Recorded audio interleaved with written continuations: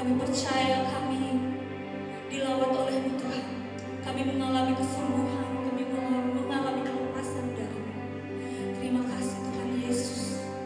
Kami mulai dan kami tapiskan ibadah Raya BFA Jam Sekolah Guru yang dahsyat dan luar biasa. Hanya di dalam satu nama, nama yang besar, nama yang ajaib, nama yang perkasa, Yesus Kristus Tuhan namanya. Kita yang siap untuk menyembah dan memuji nama Tuhan, sama-sama kita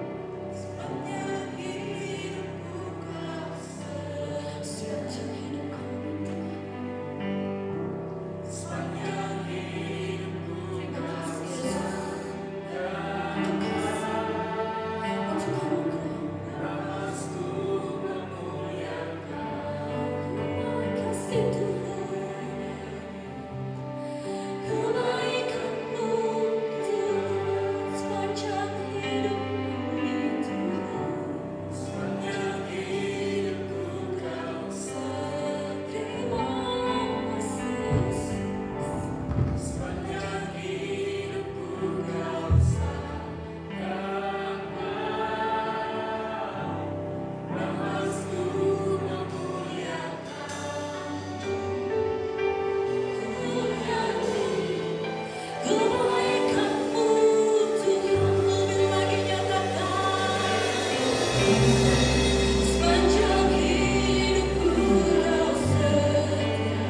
Amin.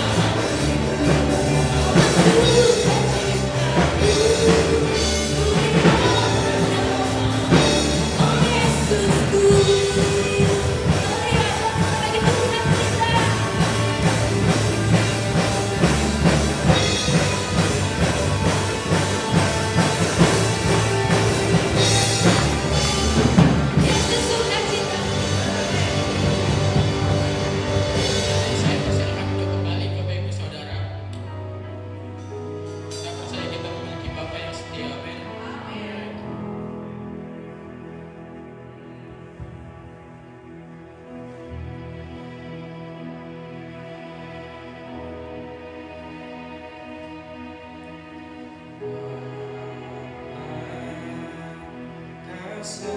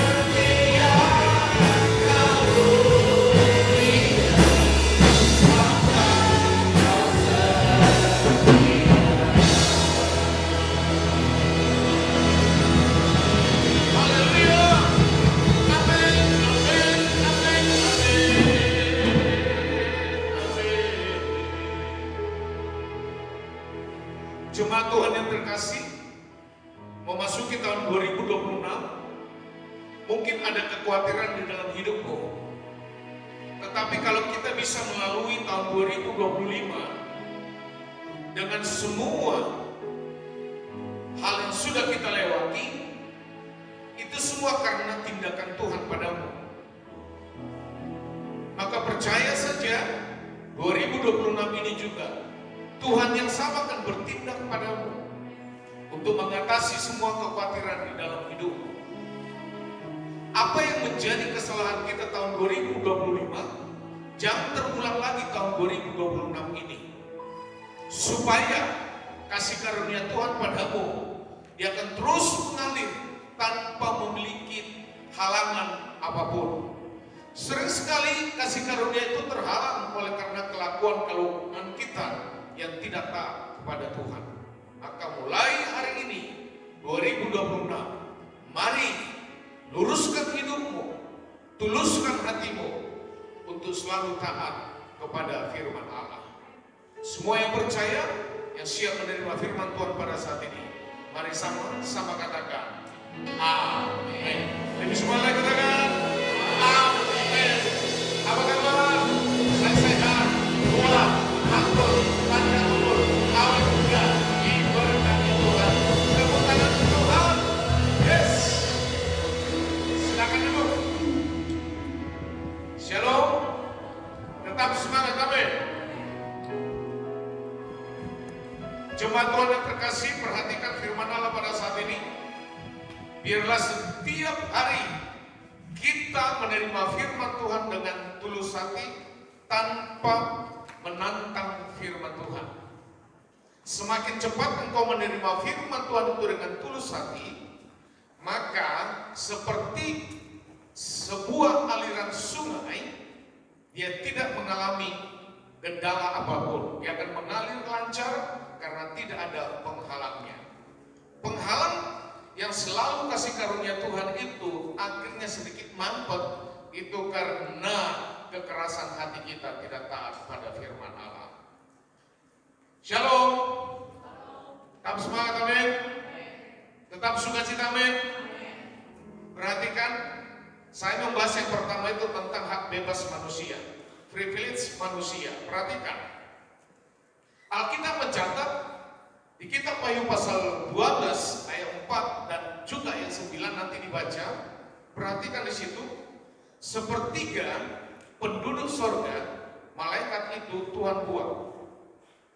Perhatikan, sepertiga malaikat di sorga Tuhan buang. Mengapa? Pemimpinnya Lucifer, pemimpinnya juga Mikael, mereka memberontak. Mengapa mereka memberontak? Kita simpulkan, ternyata di sorga zamannya malaikat juga ada privilege, hak bebas. Dan hak bebas ini Tuhan izinkan terjadi di sorga buat malaikat.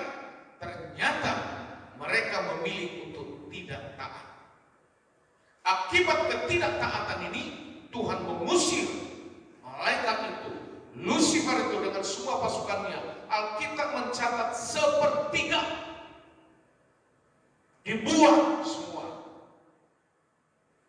Perhatikan, waktu dibuang, maka langit dan bumi saat itu juga Tuhan adakan. Perhatikan tentang privilege tadi. Nah, pada saat langit dan bumi ini Tuhan buat puncak daripada semua ciptaan, kesempurnaan daripada semua ciptaan, bukan pada hari pertama, bukan juga pada hari kedua, bukan juga pada hari ketiga, bukan juga pada hari keempat, bahkan hari kelima.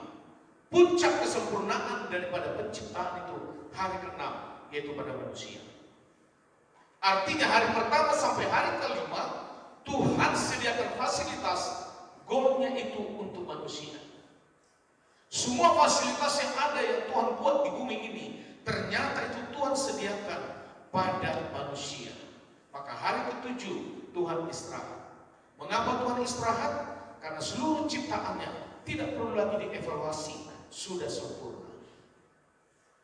Ada bahan yang sudah diberikan, ada juga manusia yang untuk mengelola. Tetapi perhatikan, privilege tadi yang dari surga, ternyata Tuhan tetap berikan kepada manusia. Diawali dengan apa? Adam, jangan makan buah itu. Berarti posisi manusia saat itu juga diposisikan seperti malaikat.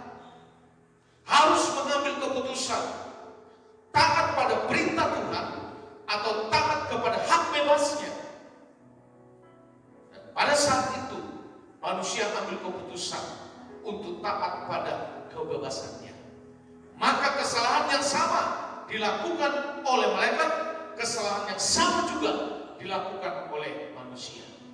Mengapa Tuhan izinkan hal seperti ini? Bukan berarti Tuhan mempermainkan malaikat, bukan berarti Tuhan mempermainkan manusia. Perhatikan, supaya apa? Supaya nanti di sorga, supaya nanti manusia itu semuanya di sorga. Tentang privilege itu harus Tuhan hentikan. Sehingga nanti di sorga itu semua level kita hanya sebatas menyembah Tuhan. Amin. Tetapi privilege itu tadi sudah Tuhan berikan supaya manusia yang masuk nanti ke surga ini, itu semua adalah manusia dari sisa-sisa yang taat kepada kasih karunia. Maka berbahagialah Bapak dan Ibu yang hari ini masuk dari kelompok yang sisa-sisa itu. Amin. Di kitab Yesaya mengatakan manusia itu jumlahnya sebanyak pasir di laut. Tapi Alkitab juga mengatakan bahwa dari sekian banyak jumlah manusia seperti pasir di laut itu, Tuhan pisahkan yang sisa-sisa. Halo? Amin. Perhatikan lagi supaya kita tidak melakukan lagi kesalahan yang sama. Amin. Dan hari ini privilege itu ada padamu. Engkau tetap taat pada kasih karunia atau engkau menuruti hukum Taurat? Perhatikan. Ya, perhatikan. Awal manusia jatuh dalam dosa, solusi kasih karunia saat itu juga sudah ada. Waktu Tuhan memerintahkan Adam jangan makan buah itu, tetapi hak bebas manusia itu tadi dia ingin. Bahkan Alkitab mencatat lebih lagi level dari setiap kata firman Tuhan. Jangan kau lihat pohon itu, jangan kau lihat buah pohon itu. Terus lagi, jangan engkau raba buah pohon itu, jangan engkau sentuh buah pohon itu. Maka di Alkitab mencatat jangan makan buah itu. Karena dosa itu selalu biasanya diawali dengan apa yang kau lihat, apa yang kau dengar, dan itu akhirnya tersaring di hatimu. Sehingga pada saat apa yang keluar sebagai tindakanmu, itu bukan lagi karena faktor disengaja atau tidak disengaja. Semuanya itu Tuhan kasih proses untuk mengambil keputusan itu. Kau tetap di dalam keputusan kasih karunia atau keputusan hukum Taurat. Dan Adam pun, Hawa pun memakannya. Privilege manusia itu pun akhirnya juga kasusnya sama seperti malaikat. Tapi perhatikan, waktu manusia sudah memakan, jatuh di dalam dosa, ketidaktaatan kepada firman Allah, perhatikan, Tuhan pun langsung memberikan solusi. Waktu manusia mencari solusi dengan hukum Taurat, maka hasilnya mereka melihat ketelanjangan itu menjadi sebuah aib. Waktu mereka belum jatuh dalam dosa, ketelanjangan manusia itu bukan jadi aib. Tapi waktu mereka jatuh dalam dosa, ketelanjangan itu menjadi aib, memalukan. Maka Adam dan Hawa mencari solusi dengan cara hukum Taurat, diambilnya daun dari pohon ara, ditatanya dibuat menjadi sebuah roh, sehingga laki dan perempuan itu dipakaikan pakaian mereka, bahan bakunya dari daun pohon ara. Jadi hukum Taurat tidak akan pernah bisa diselesaikan dengan hukum Taurat. Halo? Adam dan Hawa ingin menyelesaikan, menutupi ketelanjangan itu, dan dia selesaikan juga dengan cara hukum Taurat, tetap saja telanjang. Tetap telanjang. Maka perhatikan, kasih karunia langsung turun. Adam, di mana engkau? Maka kasih karunia itu Tuhan yang mencarimu, Tuhan yang bertanya padamu, Tuhan yang menemukanmu. Tapi hukum Taurat dia tersembunyi, hukum Taurat dia malu, hukum Taurat dia menjauh dari Tuhan. Karena apa? Keberdosaan yang dia lakukan. Tapi kasih karunia, manusia berdosa, dipanggilnya, dipilihnya kembali, dan dikatakan kepada Adam, di mana engkau? Perhatikan, kasih karunia sudah bertanya kepada Adam, di mana engkau? Itu kasih karunia. Tapi Adam menjawab tetap dengan hukum Taurat. Perempuan yang kau tempatkan, itulah yang menjadikan kami jatuh dalam dosa. Perhatikan, hukum Taurat tidak akan pernah bisa diselesaikan dengan hukum Taurat. Maka suami istri, perhatikan suami istri. Kalau suamimu hari itu marah-marah dengan perkataan hukum Taurat, istri engkau diam. Jangan kau jawab lagi dengan hukum Taurat. Maka dua-duanya akan bisa berapi. Sebaliknya, kalau istri lagi mengeluarkan kata-kata hukum Taurat, kebanyakan kata-kata hukum Taurat itu menghakimi, menghina, memfitnah, bahkan ngomong kasar. Nah, kita harus langsung sadar, kita diam. Tidak perlu diresponi. Kalau diresponi, berarti hukum Taurat dengan hukum Taurat terjadi, maka lihat apa yang terjadi. Dosa, semakin dosa, semakin besarlah kekuatan dosa itu yang diterimanya. Itu yang dilakukan oleh Adam. Waktu Tuhan bertanya, Adam, di mana engkau? Apa kata Adam secara hukum Taurat? Perempuan yang kau tempatkan itu. Perempuan itu menjawab lagi dengan hukum Taurat. Iblis itu, setan itu, ular itu. Iblis, setan tidak bisa lagi menjawabnya dengan hukum Taurat. Kabur dia. Karena misinya pada manusia untuk menjatuhkan sudah tercapai. Perhatikan lebih lagi, waktu Adam dan Hawa dibiarkan hidup Tuhan 930 tahun, khususnya Adam. Hawa sudah mati duluan.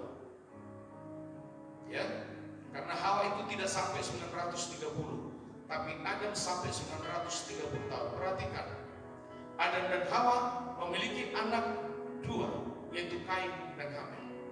Saya menyimpulkan 930 tahun ternyata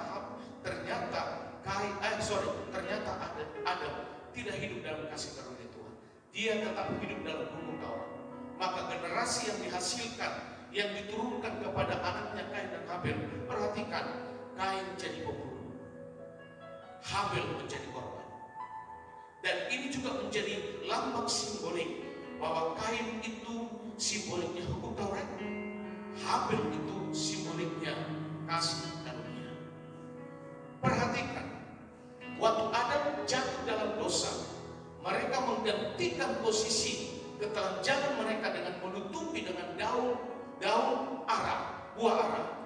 Tapi Yesus mengambil domba, disembelihnya domba itu, berarti harus ada darah tercurah, dan kulit domba itu diambilnya dan ditutupi, diberikan pakaian kepada Adam dan Hawa. Perhatikan, penebusan tanpa korban tidak mungkin. Amin. Keselamatan itu harus ada korban. Bapa dan Ibu ke surga itu harus ada korban dulu.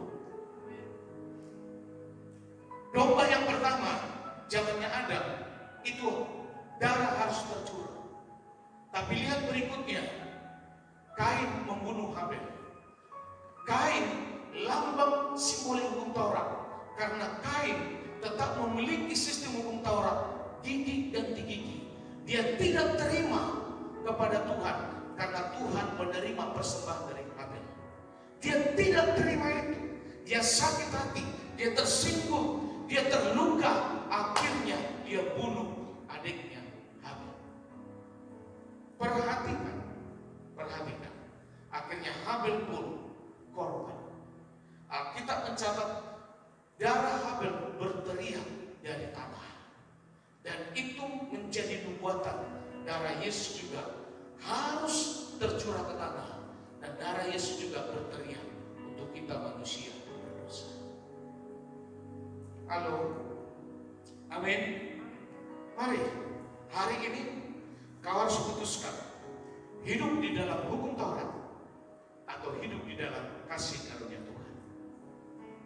Putuskan hari ini, ya, supaya apa? Surga itu hanya menerima orang-orang manusia yang hidup dalam kasih karunia, bukan hukum Taurat. Sejak ada Adam sampai zamannya Yesus, perhatikan bahwa hukum Taurat diserahkan kepercayaan kepada manusia. Tidak ada satu orang pun manusia yang sanggup melakukan hukum Taurat. Maka Tuhan sendiri yang turun melalui pribadi Yesus Kristus. Jadi Yesuslah penggenapan dari hukum Taurat. Maka engkau dan saya yang hidup dari generasi ini, hidupmu bukan lagi di bawah hukum Taurat, tapi hidupmu di bawah kasih karunia Tuhan. Halo, amin. Tepuk tangan dong untuk Tuhan. Amin. Ngomong kanan kiri, engkau lebih berharga dari malaikat. Malaikat jatuh dalam dosa dan ditebus kan? Betul tidak? Tapi manusia jatuh dalam dosa ditebus? Ditebus. Amin. Sehingga nanti kita di surga tidak ada lagi privilege kita, tidak ada lagi hak bebas kita. Cuma satu, pemuji penyembah Tuhan menggantikan posisi Lucifer. Amin. Loh, perhatikan. Di khotbah gereja yang lain belum tentu dapat seperti ini. Ya, makanya kalau Bapak dan Ibu punya masalah, punya persoalan, punya konflik, bilangin itu hanya serpihan saja. Bukan masalahmu yang sesungguhnya. Masalah kita yang sesungguhnya kalau engkau keluar dari kasih karunia Tuhan. Halo, perhatikan ya. Hukum Taurat hanya dapat diselesaikan dengan kasih karunia. Perhatikan, Adam dan Hawa punya anak Kain dan Habel. Kain melambangkan hukum Taurat, Habel melambangkan kasih karunia. Maka hari ini kebenaran dalam penebusan harus ada korban. Kita membahas lebih terperinci lagi, khusus masalah Ishak dan Ismail. Perhatikan lagi, waktu Habel sudah mati, berarti yang melanjutkan kehidupan manusia keturunan dari Kain. Maka Kain ini orangnya kasar, Kain ini suka berperang. Maka keturunan mereka dari suku Amon, Moab, Filistin, itu semua keturunan dari Kain. Tetapi di dalam perjalanan itu ada sisa. Kita perhatikan ada sisa. Ternyata di Alkitab mencatat Henok, dia hidup berkenan di hadapan Tuhan. Dia tidak mati melalui kematian fisik. Dia langsung terangkat ke surga. Selalu ada sisa untuk lanjutkan kasih karunia. Setelah itu ratusan tahun kemudian lagi, Tuhan panggil siapa? Nuh. Nuh hidup saleh di hadapan Tuhan. Hidup saleh di hadapan Tuhan. Nuh sudah penganut kasih karunia. Maka Nuh dengan seisi keluarganya 8 orang semuanya hidup. Semua manusia di bumi saat itu musnah, mati karena air bah. Maka Tuhan ngomong kepada Nuh, Nuh, mulai hari ini saya tidak akan memusnahkan lagi manusia dengan air bah. Maka pelangi sebagai tanda perjanjian. Maka mulai saat itulah kekristenan disebut dengan perjanjian. Kristen secara umum itu agama. Karena memang harus punya identitas di KTP, agamanya apa. Tapi Kristen secara khusus adalah perjanjian. Kristen secara khusus adalah kasih karunia. Halo, amin. Dan akhirnya petani anggur yang pertama sekali yaitu Nuh. Dia mabuk, dua putrinya mengerjai, ditiduri sehingga melahirkan lagi anak. Perhatikan, setelah itu baru masuk lagi Abraham. Abraham dari keluarga yang suka dukun-dukun. Papanya Terah di Ur Kasdim, orang paling terkaya, keluarga paling terkaya, tapi kekayaan mereka itu dari perdukunan. Jadi waktu Tuhan memilih Abraham, sebenarnya latar belakang Abraham tidak layak untuk masuk dalam kasih karunia Tuhan. Tapi waktu firman Tuhan turun kepada Abraham, Abraham, tinggalkan keluargamu, tinggalkan Ur Kasdim, tinggalkan keluargamu. Abraham pun dengan taat, tanpa melawan dengan hukum Taurat, siap Tuhan. Dia pun keluar dengan istrinya dan beberapa budaknya. Di dalam perjalanan, Tuhan berfirman kepada Abraham bahwa engkau akan mewarisi banyak anak. Perhatikan ya. Kita baca Kejadian 17:21. Lanjut Bapak bahannya. Yuk kita baca bersama-sama 1, 2, 3. Tetapi perjanjianku akan kuadakan dengan Ishak yang akan dilahirkan Sarah bagimu tahun yang akan datang pada waktu seperti ini juga. Nuh hidup dari perjanjian. Kata perjanjian ini turun lagi kepada Abraham. Maka Kristen yang sesungguhnya adalah perjanjian. Siapa yang berjanji? Tuhan padamu. Bukan engkau yang berjanji pada Tuhan, tapi Tuhan yang berjanji padamu. Kalau engkau yang berjanji pada Tuhan, itu hukum Taurat. Keluar dari sini, Bapak dan Ibu bisa lupa. Tapi perjanjian Tuhan padamu tidak akan pernah lupa. Sering sekali apa yang kau doakan seperti yang tidak terjawab, ternyata 10 tahun kemudian baru doa itu terjawab. Engkau ingat lagi, ternyata baru tahu Tuhan jawab 10 tahun kemudian. Itu membuktikan bahwa Tuhan tidak pernah lupa akan janjinya. Halo, amin. Maka perhatikan lagi di situ. Kita baca lagi Bang, perbandingannya Filipi 3:3. 1, 2, 3. Karena kitalah orang-orang bersunnah yang beribadah oleh Roh Allah dan bermegah dalam Kristus Yesus dan tidak menaruh percaya pada hal-hal lahiriah. Perhatikan. Ternyata Abraham dan Sarah pun di dalam menunggu perjanjian Tuhan tentang anak 10 tahun, Sarah melaksanakan, menjawabnya dengan hukum Taurat. Tidak mungkin. Karena usia dia pada saat menerima firman itu, usia Sarah sudah 80 tahun. Dilihat secara fisiknya, tidak mungkin lagi memperoleh keturunan. Maka Sarah yang pertama jatuh melakukan kesalahan. Diambil budaknya Hagar, diberikan pada suaminya, dan suaminya pun menerimanya. Maka lahirlah Ismail. Perhatikan, Ismail juga menjadi lambang hukum Taurat. Mengapa?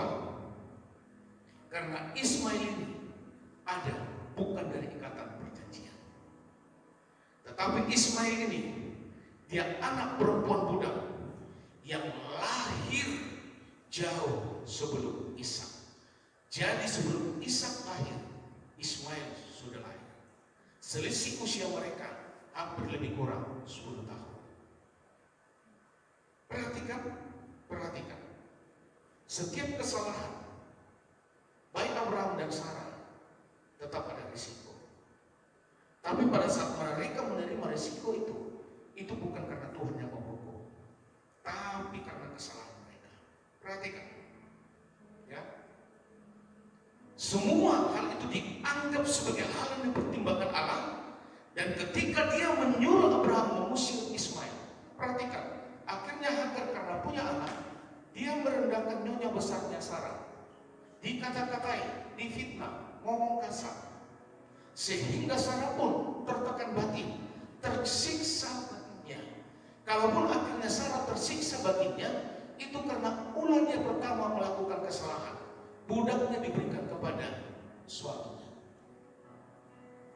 Perhatikan, setiap kesalahanmu bukan berarti Tuhan yang menghukum. Akibat kesalahanmu itulah mendatangkan hukuman. Sarah tersiksa.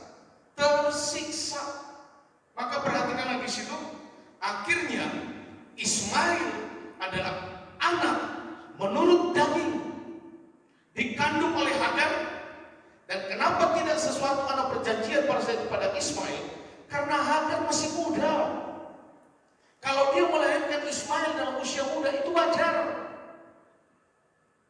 Dia kuat melahirkan karena masih muda, wajar.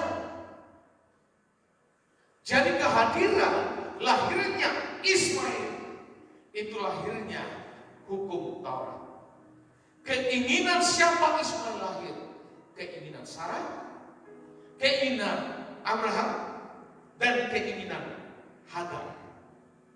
Dan Ismail lahir dari kebutuhan jasmani, dari kebutuhan biologis.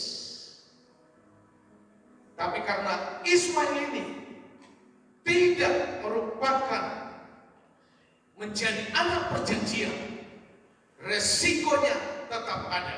Dan Alkitab mencatat bahwa akhirnya Ismail ini juga memiliki karakter yang sama seperti mamanya, suka kasar, ngomong kasar, merendahkan juga Ishak.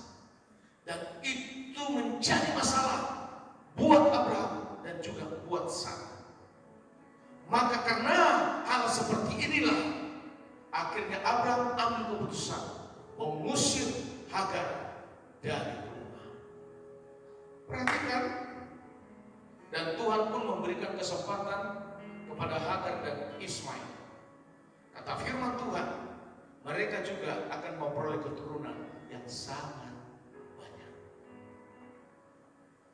Sama, Abraham juga memperoleh keturunan yang sama. Artinya setiap ada orang melakukan hukum Taurat, kasih karunia tetap memberikan kesempatan untuk kembali kepada kasih karunia. Halo, amin. Maka perhatikan, Ismail akhirnya diperanakkan menurut daging. Bahannya apa? Ya. Hasil dari keinginan daging, nasinya apa? Galatia 4:29. Yuk kita baca bersama-sama. Tetapi seperti dahulu, dia yang diperanakkan menurut daging, menganiaya yang diperanakkan menurut roh, demikian juga sekarang ini. Perhatikan, aliran seperti ini, garis seperti ini, kau akan difitnah. Ya. Karena apa? Roh mereka itu hanya berasal daripada keinginan daging. Maka perhatikan lagi, hal ini menggambarkan orang-orang yang menantikan kebenaran dan keselamatan itu hanya melalui kekuatan dan kebenaran mereka sendiri. Perhatikan, apapun kekuatanmu hari ini, kekuatan ekonomi, kekuatan posisi, kekuatan keuangan, untuk mencari kebenaran, kau akan capek sendiri. Kalau ada orang kaya kebenarannya ada pada materinya, suatu saat dia akan capek. Dan yang jadi masalah, keturunannya, generasinya akan memakai pola yang sama karena orang tuanya yang mendidik itu. Perhatikan, ya. Kalau seseorang itu tingkat kebenarannya nilai tertinggi adalah akademisnya, dan di situ kebahagiaan dia, suatu saat itu juga akan roboh. Karena kalau hari ini bapak dan ibu paling pintar, nanti di luar sana ada yang lebih pintar lagi dari bapak ibu. Ya, ada yang lebih pintar lagi. Mungkin orang itu sudah lebih pintar lagi, kan ada yang lebih pintar lagi. hampir sama seperti ruang lingkup sirkulasi orang sombong. Orang sombong itu dia tidak akan suka berbicara dengan orang yang lebih sombong dari dia. Orang sombong itu akan suka berbicara kepada orang yang di bawah dia. Perhatikan. Kalau orang sombong ketemu dengan orang sombong sejajar, mereka berdua ini akan selalu hidup dengan kesombongan. Dia sakit hati, dia akan pergi jalan-jalan menunjukkan kepada orang yang sombong tadi. Yang sombong ini juga nanti akan menunjukkan, dia akan pergi jalan-jalan ke tempatnya yang lebih mewah lagi, mungkin negara yang lebih kaya lagi. Dia akan menunjukkan, ini saya juga bisa. Halo? Itulah hukum Taurat dibalas dengan hukum Taurat. Gigi ganti gigi itu hukum Taurat dibalas dengan hukum Taurat. Halo? Serius sekali kan ya? Coba senyum dulu kanan kiri. Senyum dulu dong. Kalau di situ ada suaminya, hai suamiku gitu dong. Hai istriku gitu. Kalau di situ ada anaknya, hai anakku gitu kan. Nah, kalau si adik nggak usah ngomong nih, karena kanan kiri bahaya nih, ya. Yang di kanannya kosong, yang di kiri ada kekel. Kan kalau dibilang kekel, hai.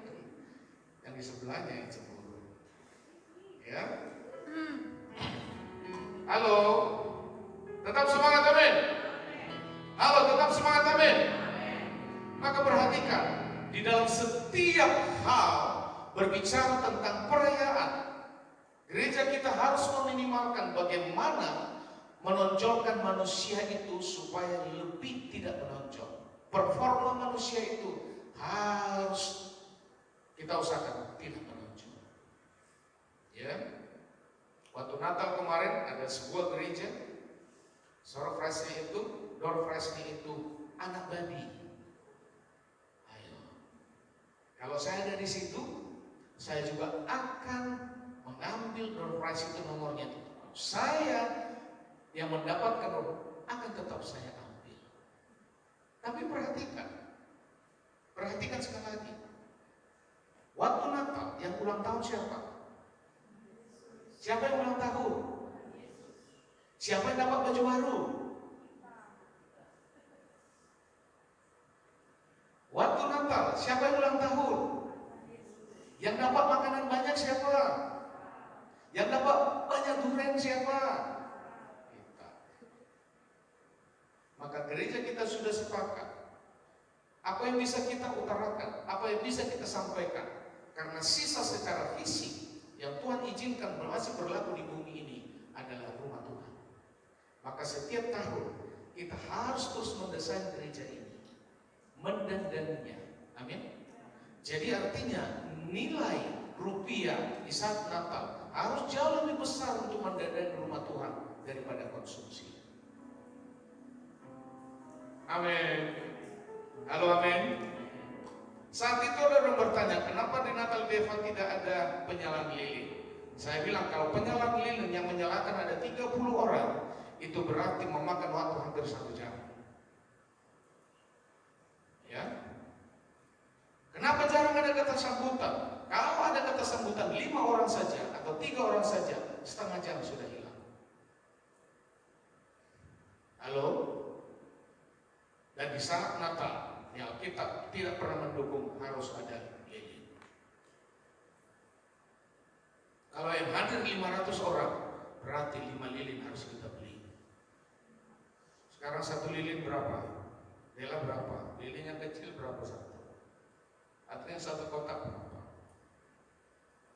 Nah, maka perhatikan di saat ibadah kita yang menunjukkan garis kasih karunia, pujianmu buat Tuhan, suaramu buat Tuhan, musikmu buat untuk Tuhan, maka hampir lebih kurang 2 jam kita semuanya untuk Tuhan. Bahkan yang terakhir pun kita tetap menyembah Tuhan dan ditutup dengan sukacita. Katakan amin. Maka tadi perhatikan posisi daripada Ismail itu, dia diinginkan karena kebutuhan lahir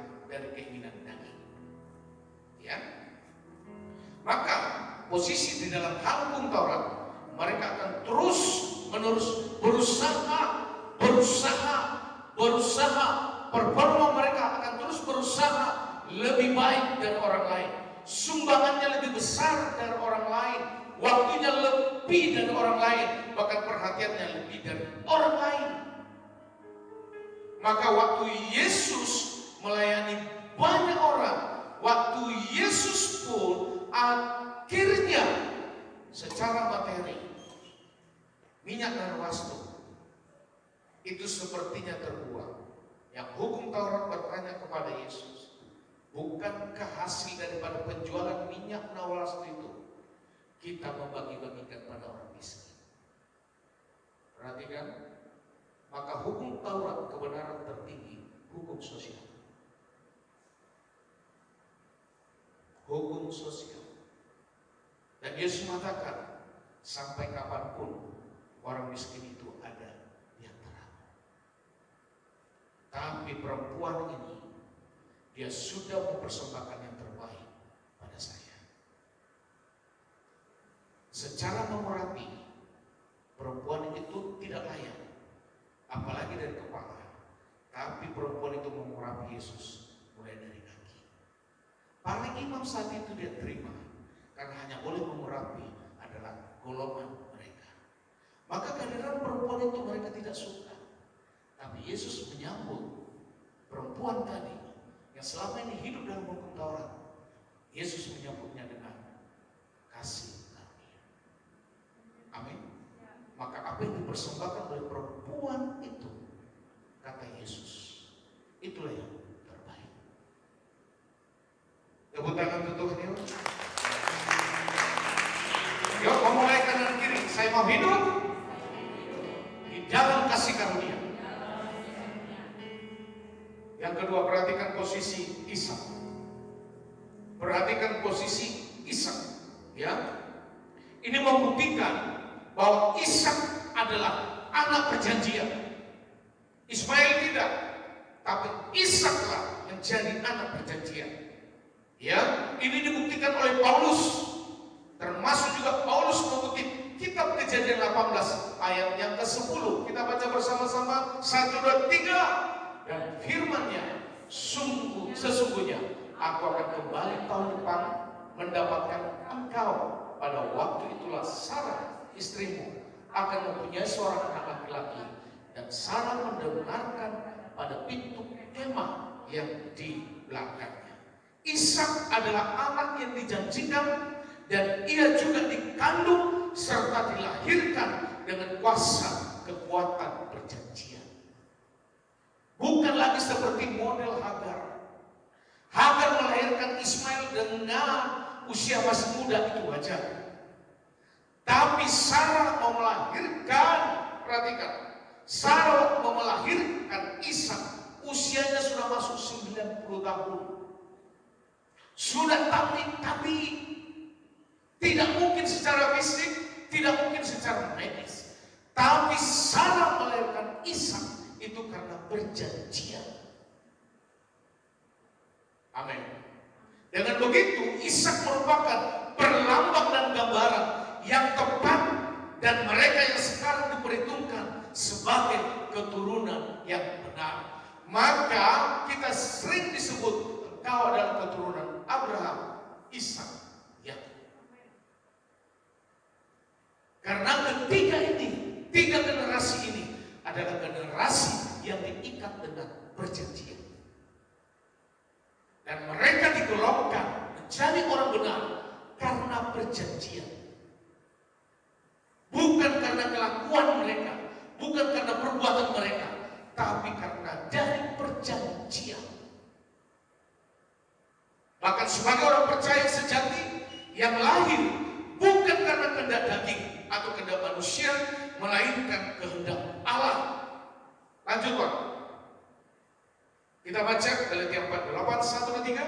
Dan kamu, saudara, kamu sama seperti Ishak adalah anak-anak perjanjian. Amin. Ngomong kanan kiri, saya anak perjanjian. Bukan anak Ismail. Halo? Amin ya?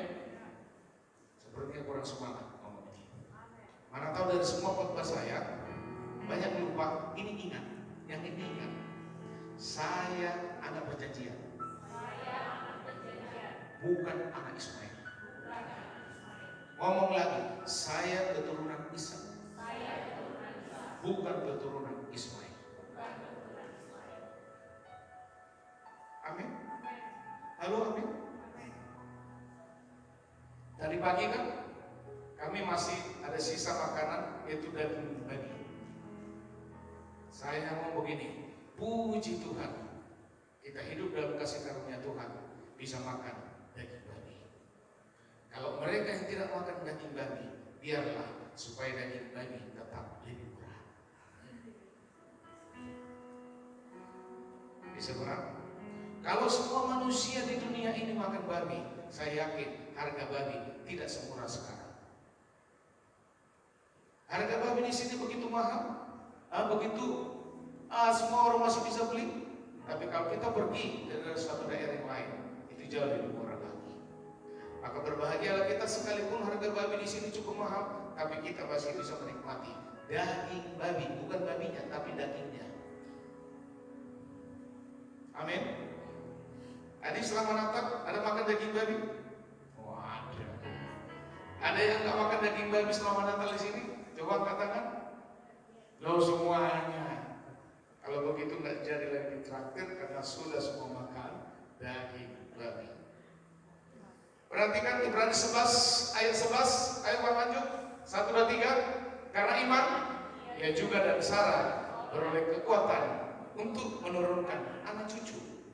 Walaupun usianya sudah lewat, karena ia menganggap dia yang memberikan janji itu setia. Amin. Siapa anak Ishak? Ada 2 kelompok ini, satu saja, jangan 2 jalur 10. Satu kelompok ini, jalur ini anak Ishak.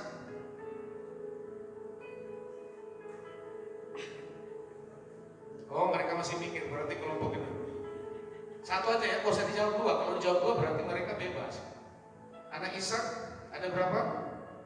2. Satu aja, siapa? Siapa? Siapa Bu? Yohanes. Yohanes. Masih jauh. Siapa? Masih, yang lainnya masih ragu-ragu. Ishak punya anak berapa? 2. 1. Oh, aku udah bilang tadi cuma 1, jawab dari sini aja supaya di sana juga mikir. Siapa? Yakub. Rebutan untuk kelompok ini walaupun kalau kelompok ini nggak usah ditepuk tangan lagi karena cuma 1 sudah tahu siapa? Esau. Halo? Amin. Esau lambang hukum Taurat. Yakub lambangnya kasih karunia. Tapi ada yang unik.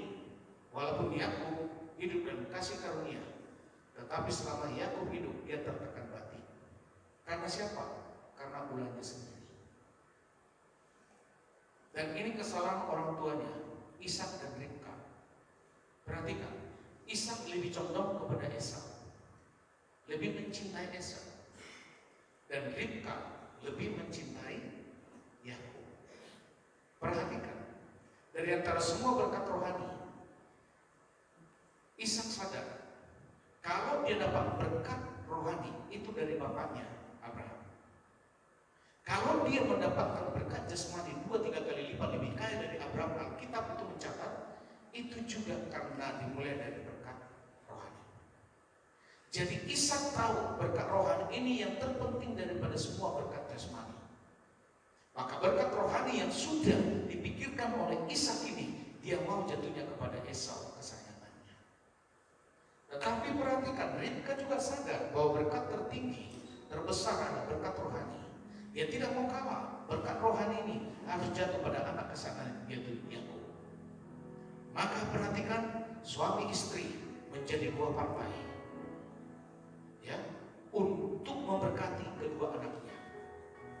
Akhirnya Esau dan Yakub itu adalah anak kembar. Tapi yang lahir duluan adalah Esau. Maka Esau menjadi anak sulung. Beberapa menit kemudian baru Yakub lahir. Jadi mereka kembar. Perhatikan. Tapi waktu tiba waktunya Ishak melepas dua berkat, Ribka mempersiapkan Yakub. Akhirnya sebelum doa berkat itu, Ribka menyuruh, perhatikan, Ribka menyuruh Yakub untuk membawa bubur kacang merah. Karena saat itu Esau lagi letih lesu dan kelaparan. Esau pemburu, tidak ada makanan. Yakub tukang masak. Waktu dia lapar, dia haus, dia ingin makan. Maka Yakub menyajikan kacang merah. Tapi ada syaratnya, kata Yakub. Kalau kau ingin kacang merah ini, bubur kacang merah, juallah keseluruhanmu kepada saya. Namanya Esau, kelaparan, bodoh amat. Kalaupun saya katakan iya, itu hanya secara lisan saja. Akhirnya waktu dijawab iya, Yakub pun melapor kepada mamanya, sudah terjebak. Nah, pada saat sudah terjebak, Ishak pun melepas. Akhirnya kembali lagi, perhatikan bahwa Ribka pun memotong domba. Dan waktu Ribka memotong domba, kulitnya diambil dan dipakaikan kepada Yakub. Karena Ishak saat itu usia lanjut, dia tidak bisa melihat lagi, rabun. Maka dia hanya bisa mengenal Yakub dan Esau itu dari suara dan juga dari rabakan. Waktu Ishak mau melepas dua berkat itu, dia dengar suaranya Yakub. Tapi waktu Ishak merabat tubuhnya, kok tubuhnya Esau? Ternyata memang anak dan ibunya satu partai. Jadi kulit binatang tadi dipakaikan kepada Yakub. Jadi waktu Ishak merabanya, oh ini karena Esau itu badannya semuanya berbulu, akhirnya dilepas. Waktu sudah dilepas, Esau datang lagi. Papa, saya sudah siap menerima berkat. Papanya kaget, saya sudah lepas. Itu yang membuat akhirnya Esau hidup dalam hukum Taurat, ingin menjawab masalahnya tadi. Masalahnya tadi dia cari solusi dengan hukum Taurat, mau membunuh Yakub. Dan akhirnya mamanya lebih cepat, lebih tanggap. Dia bilang kepada Yakub, cepat kabur ke ommu. Maka Yakub kaburlah ke omnya Laban. Jadi Yakub itu artinya penipu. Kalau kita telusuri sebenarnya Yakub itu tidak menipu Esau, karena Yakub meminta sesuatu kepada Esau. Kalau kamu makan bubur kacang merah ini, kau jual. Kalau mau, saya berikan. Kalau tidak mau, nggak apa-apa. Tapi karena kondisi kelaparan, maka hukum Taurat dijawab dengan hukum Taurat. Akhirnya Yakub kabur, dan Yakub pun artinya penipu. Perhatikan, Yakub menipu bapaknya, Yakub menipu mertuanya, Yakub juga menipu abangnya. Maka perjanjian tadi yang dari Tuhan harus tetap jatuh kepada Yakub, karena itu sudah ikatan perjanjian. Maka sebelum Yakub dipakai Tuhan lagi, Tuhan mengubah nama Yakub menjadi Israel. Disitulah kata Israel pertama sekali menjadi satu bangsa yang besar. Halo, amin? Amin? Terus berikutnya, akhirnya kasih karunia itu tidak lagi tertulis secara lisan. Kasih karunia itu sudah menjadi personal, Yesus Kristus. Maka ingat, waktu Yesus berhadapan ada di bait Allah, dia bertemu dengan seorang pecina, seorang perempuan Sunda. Dan saat itu perempuan itu sudah harus dihukum dengan hukum Taurat. Dan semua orang di situ berhak untuk melempari perempuan itu dengan batu sampai mati. Baik imam, baik para guru, baik para majelis saat itu, mereka sama-sama, karena tindakan mereka untuk melempar perempuan yang berzina tadi sampai mati dengan batu, itu dibenarkan hukum Taurat. Tapi perhatikan, kasih karunia akan selalu datang kepada mereka yang minoritas. Tuhan datang, Yesus datang, dan dia duduk, dia sambil menulis. Waktu mereka menghakimi perempuan ini, Yesus duduk dan menulis di tanah. Itu Alkitab mencatat. Dan Yesus diam. Kasih karunia itu kalau kita nggak bisa apa-apa, diam. Dan mereka semua menjatuhkan perempuan itu. Dan waktu mereka semua menjatuhkan perempuan itu, difitnah perempuan itu, mau dilempari dengan batu, Yesus pun akhirnya berdiri. Dari dia duduk menulis. Perhatikan, waktu Yesus menulis, itu juga menjadi sebuah peringatan, di mana hukum Taurat itu juga ditulis oleh Musa di dua roh batu.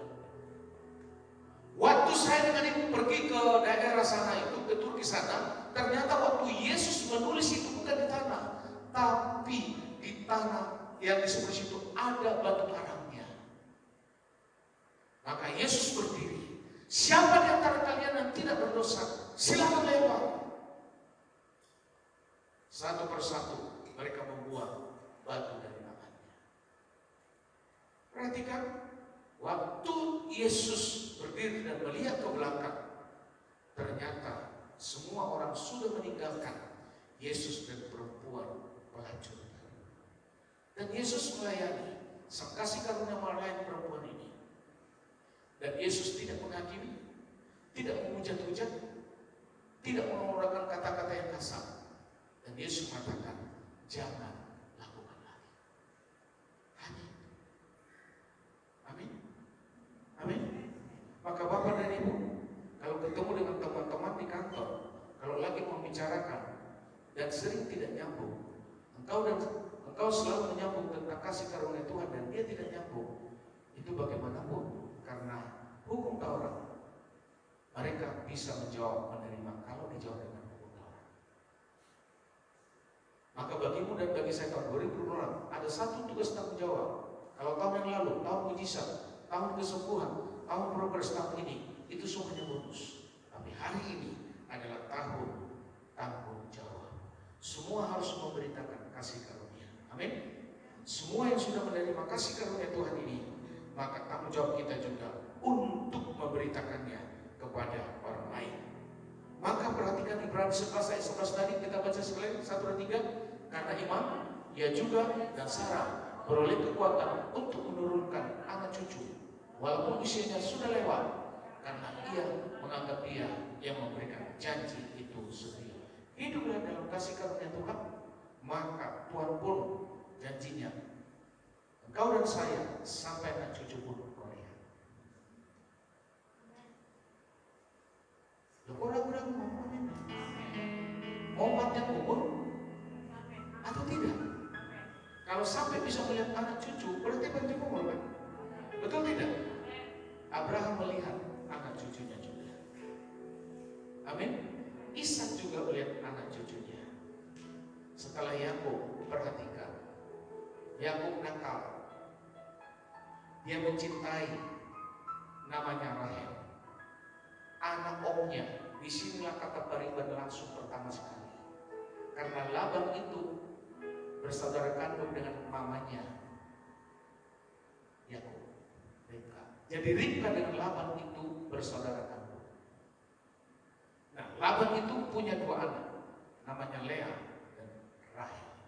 Perhatikan, Yakub karena sangat mencintai Rahel, dan omnya mengatakan, kalau kau ingin mendapatkan Rahel, kau harus bekerja bersama saya 7 tahun. Namanya cinta. Yakub singkat habis. Dia bekerja tanpa digaji 7 tahun. Setelah tiba waktunya, ternyata omnya menipu juga Yakub. Bukan dikasih Rahel. Waktu dibukakan cara ini, cadar, ternyata yang ada Lea. Yakub kecewa. Dia wajar kecewa karena dia berasal dari suka menipu dan akhirnya juga dia ditipu. Jadi kalau bapak dan ibu punya karakter yang sama, suka menipu, tertipu, dan pada saat engkau tertipu jangan sakit hati dong, karena sama-sama penipu. Dan apa kata Yakub lagi kepada omnya, om, terus gimana dong kita mendapatkan Rahel? Aturan adat, itu kan aturan adat, harus kakaknya dulu. Akhirnya perhatikan, Yakub pun menikahi Lea. Lahirlah anak pertama, kedua, ketiga, keempat.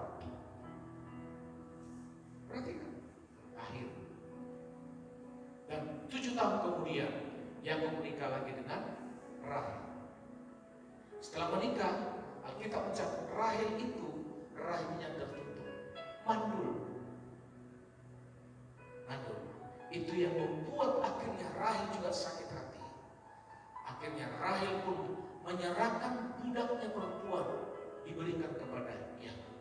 Maka lahirlah anak ke-6, anak ke-7 dari budaknya Rahel. Perhatikan, kelakuan ini tadi berasal dari siapa? Hah? Sebelum Yakub siapa? Hah?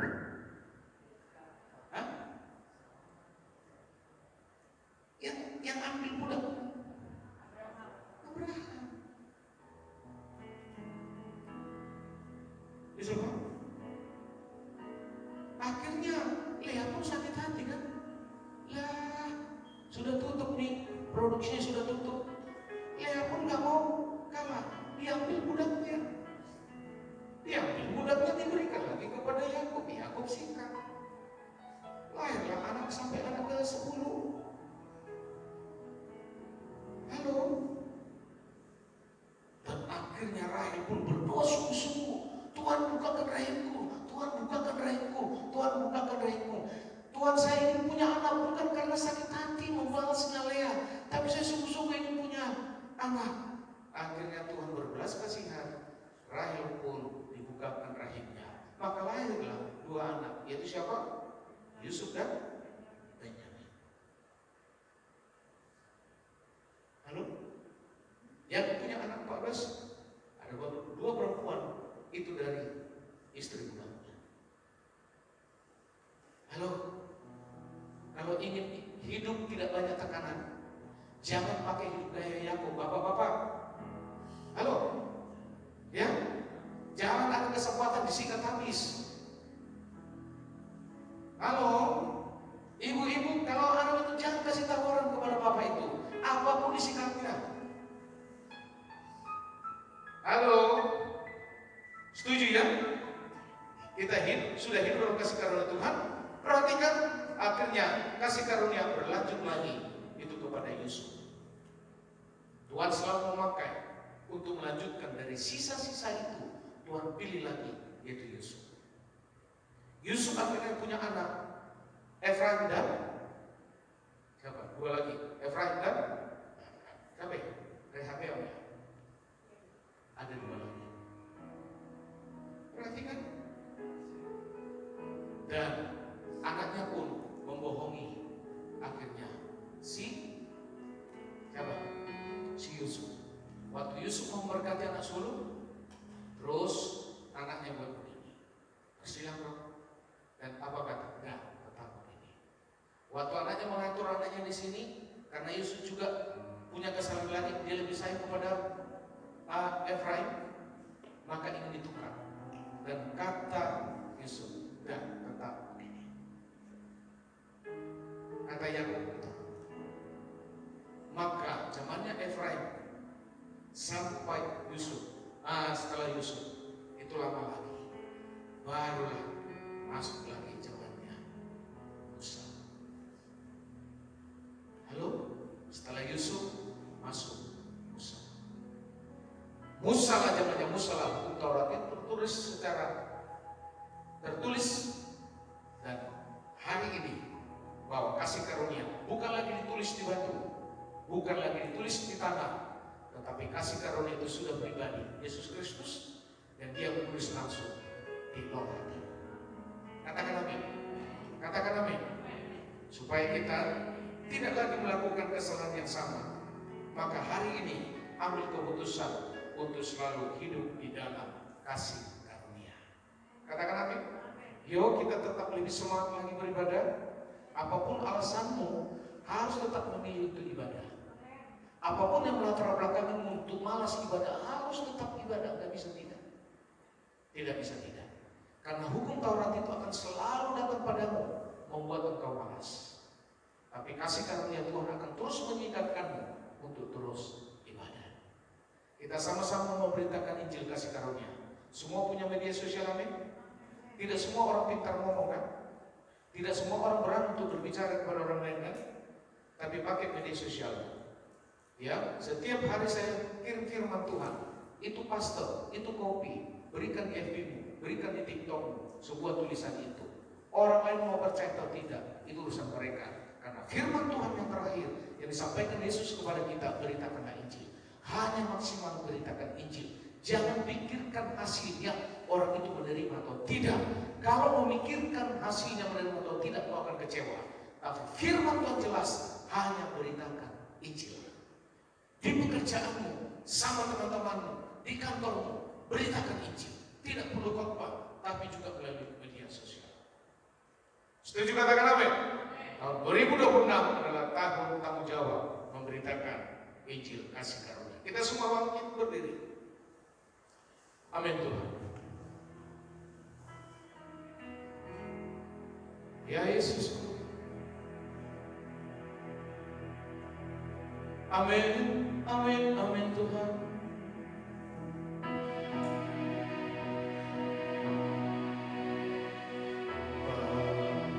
Bapa, Kau setia. Bapa, Kau mulia.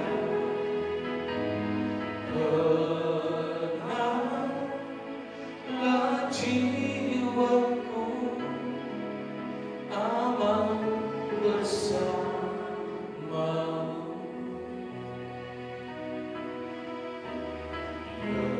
Lebih dari harta, Kaulah segalanya.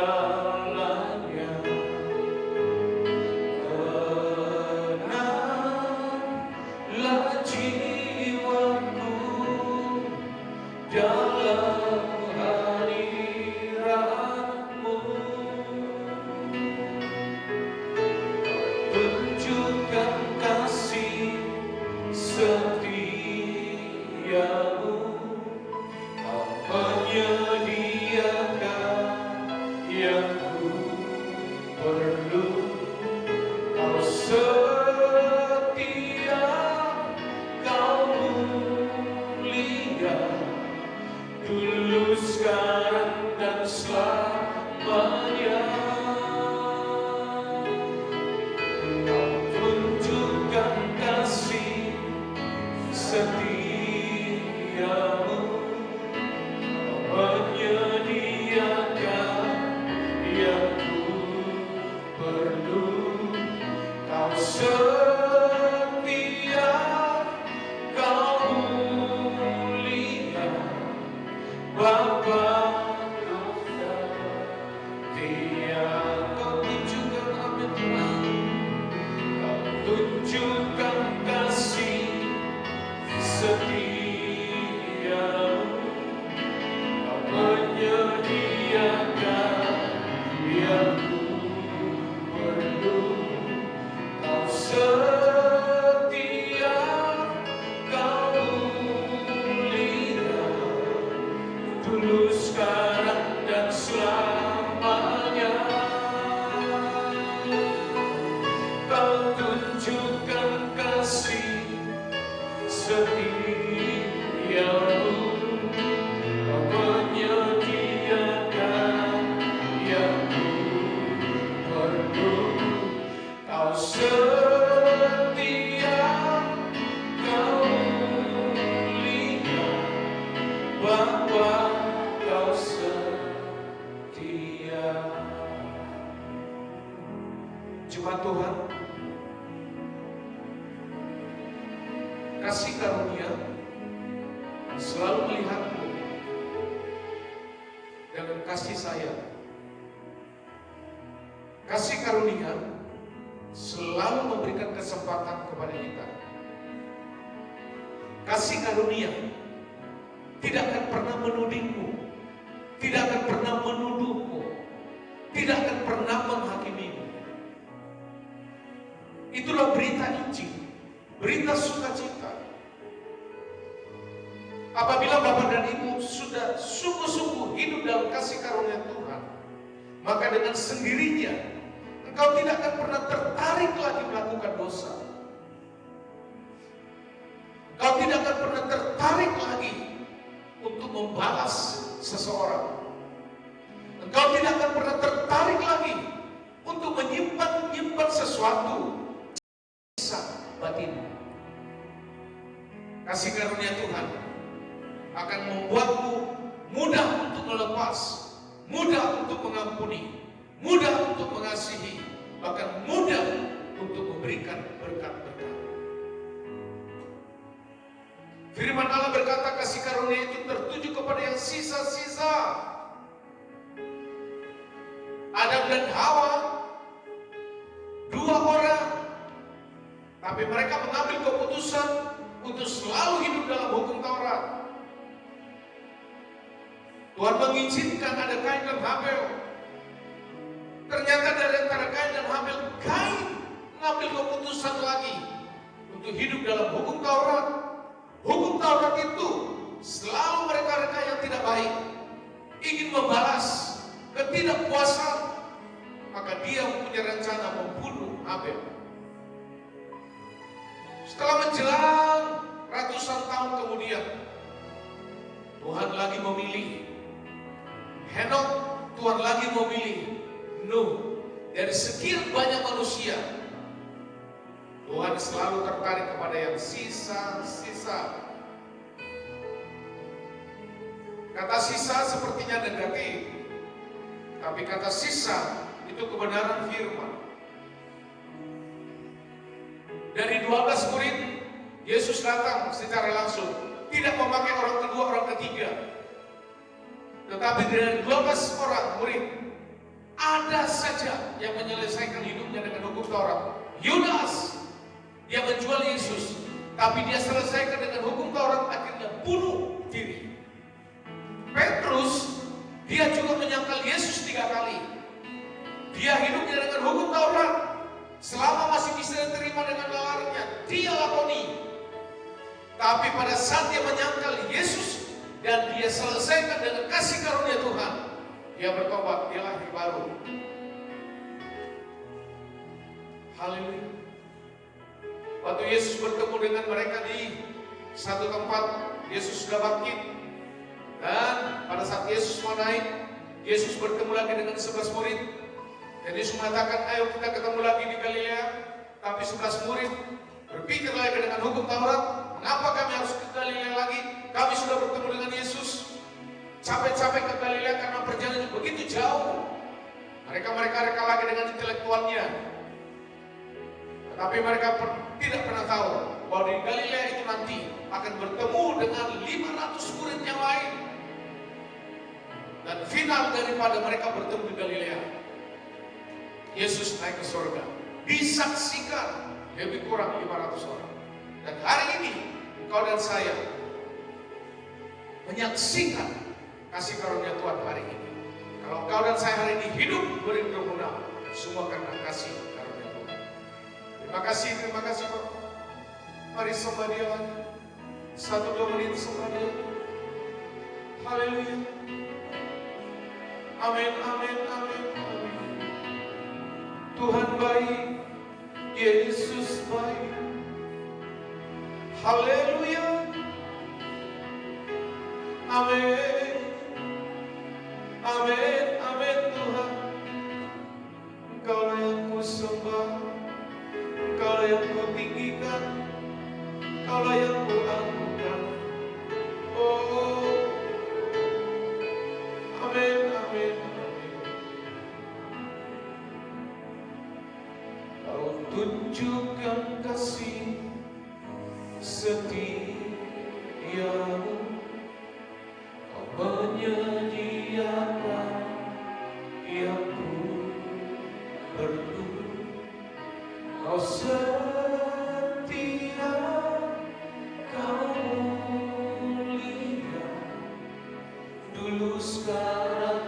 selamanya. Kau tunjukkan kasih setiamu,